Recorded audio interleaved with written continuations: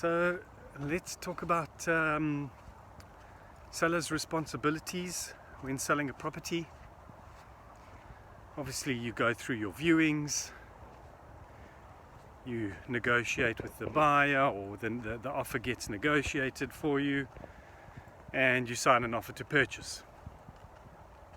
Once that offer is signed, you're committed, the buyer's committed, buyer's got to get their bond, etc. Suspensive conditions have to be met. And one of those conditions is in the offer is that the seller needs to get compliance certificates. Now, what are compliance certificates?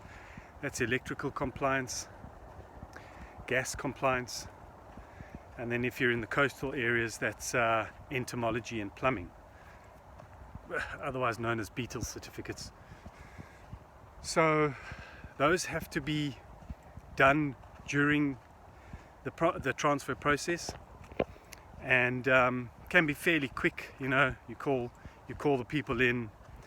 You know, that's left up to the seller to find who they want to use, and you know, that's electrician or gas person, whatever it is, and you get them in, and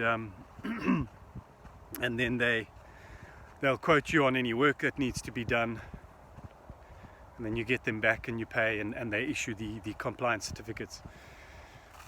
Something to bear in mind, particularly, you know, gas lines are sort of quite easy, but particularly on electrical compliance certificates, you know, regulations change. You may have bought a house 4 years ago, for example, 5 years, whatever ago, but compliance and rules change, and there's generally some work that they need to do. What can you expect to spend? Well, I can't tell you. That's up to the electrician. But one thing I can say, if you've been living in the house and you've kept it, you know,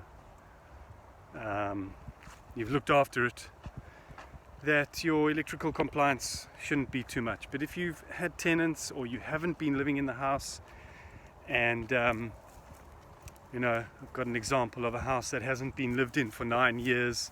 They started some renovation work, they couldn't finish it due to budget, and that house was just left sitting. I can tell you, you're going to expect to have a fairly hefty electrical compliance bill to bring that house up to speed so that the electrical compliance can be issued. One thing you got to remember as a seller, but more as a buyer, electrical compliance, in order for that certificate to be issued, the electrical needs to be compliant. That means that electricity needs to be able to run to, for example, a light, so that the light can switch on. But if there's no light bulb in it, that doesn't form part of the electrical compliance. Yes, the electrician needs to test that the light will work, but there doesn't need to be a light bulb in there. Same to be said with, say you have something like a garage motor that's faulty.